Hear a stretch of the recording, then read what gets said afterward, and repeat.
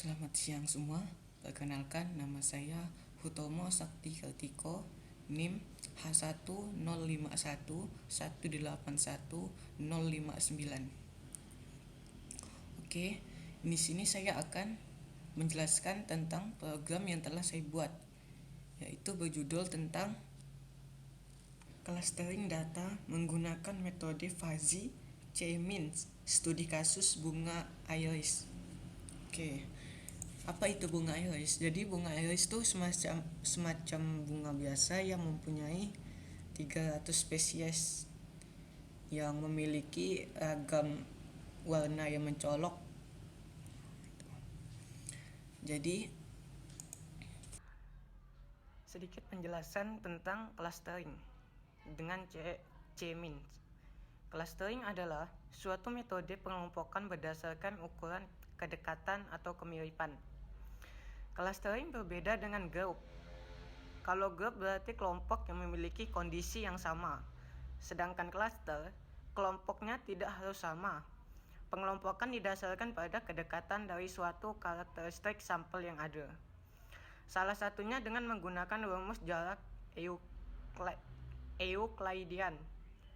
Fuzzy K-means clustering atau FCM atau dikenal juga sebagai fuzzy isodata merupakan salah satu metode clustering yang merupakan bagian dari metode hard K-means. FCM menggunakan model pengelompokan fuzzy sehingga data dapat menjadi anggota dari semua kelas atau klaster terbentuk dengan derajat atau tingkat keanggotaan yang berbeda antara 0 hingga 1. Tingkat keberadaan data dalam suatu kelas atau klaster ditentukan oleh derajat keanggotaannya. Teknik ini pertama kali dikenalkan oleh Jim Bezdek pada tahun 1981. Metode fuzzy K-means clustering berusaha mengelompokkan data yang ada ke dalam beberapa kelompok, di mana dalam penelitian ini, dalam sistem yang saya buat, itu data bunga iris dikelompokkan menjadi 3. Yang pertama ada bunga iris setosa, kedua ada bunga iris versicolor, yang ketiga bunga iris versi virginica. Di sini saya menggunakan Jupyter Notebook untuk melakukan penelitian ini, untuk menjalankan sistem ini supaya lebih mempermudah kita. Oke. Di sini saya menggunakan beberapa package bawaan Python. Yang pertama yaitu Pandas. Pandas yaitu library Python yang berfokus untuk proses analisis data seperti manipulasi data, persiapan data, dan pembersihan data. Dan ini sangat membantu sekali untuk dataset yang kita gunakan nanti. Jadi kita memakai yang kita butuhkan aja. Kemudian yaitu ada Matplotlib adalah library Python yang berfokus pada visualisasi data seperti membuat plot grafik. Jadi nanti hasil clusteringnya itu ditampilkan berupa grafik, jadi mempermudahkan kita untuk membaca hasilnya. Kemudian yaitu ada package NumPy.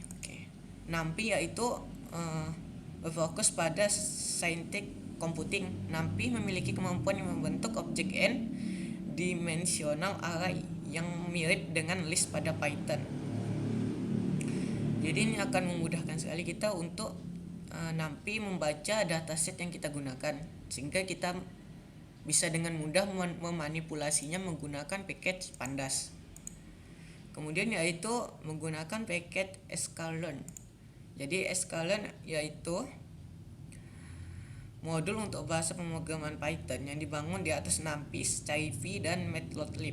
Fungsinya dapat membantu melakukan processing data ataupun melakukan training data untuk kebutuhan machine learning.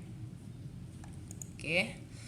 Di sini kita menggunakan dataset yang telah disediakan.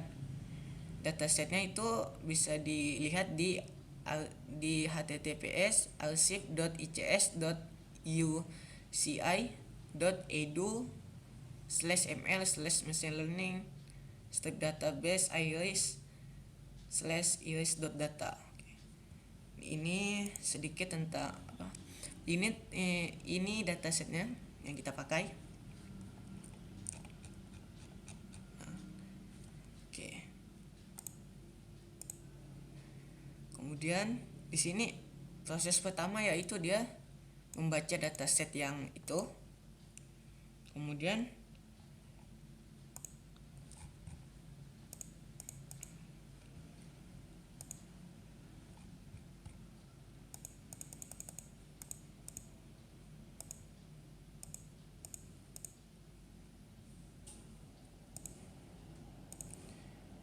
Kemudian di sini kita splitkan data setnya itu menjadi sebagian data uji dan sebagiannya menjadi data latih.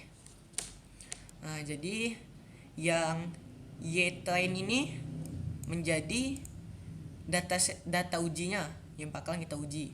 Kemudian X-test ini untuk data pelatihan, data latihnya yang udah kita pisah tadi. Kemudian Y-test ini nilai kelasnya.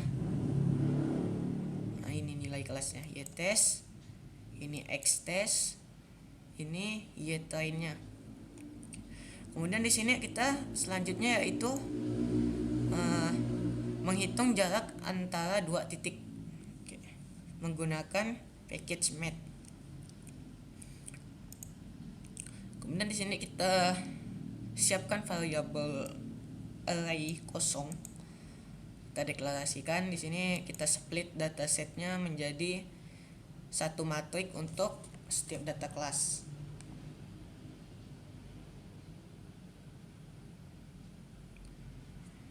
Yang mana di sini ada kelas Iris Sentosa, ada di data CX1. Kemudian Iris Virginica ada di CX2. Kemudian yang terakhir ini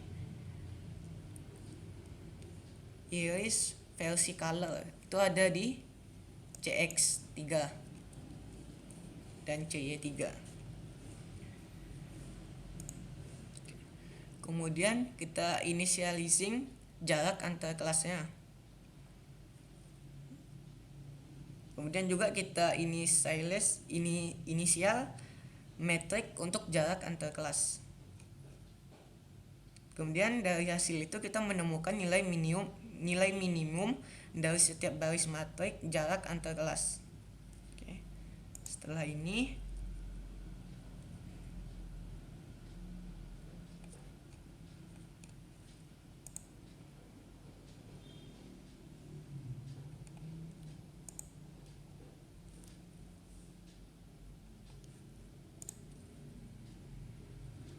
selanjutnya kita print ini hasilnya.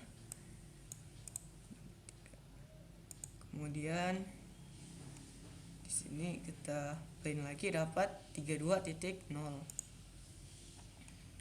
Kemudian di sini ada 35.0. Kemudian kita show.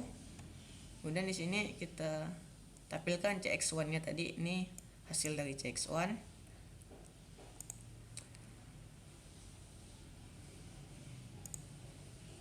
Kemudian kita tampilkan di matplotlib. Ini dia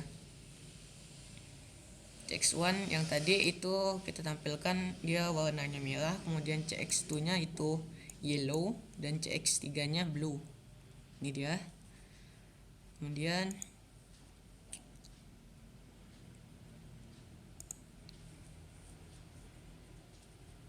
ini, kemudian kita cluster lagi dan hasilnya ini. Kemudian kita cluster lagi dan hasilnya ini. Kemudian kita cluster lagi dan hasilnya begini.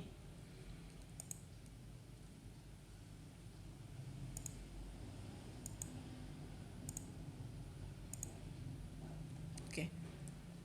Yang terakhir kita melakukan testing nih terhadap data yang udah kita pisah tadi. Data ini kan kita ngelatih modelnya menggunakan data latih. Nah, jadi di sini kita testing antara data latih sama data uji dan hasil dari akurasinya yaitu 56,6.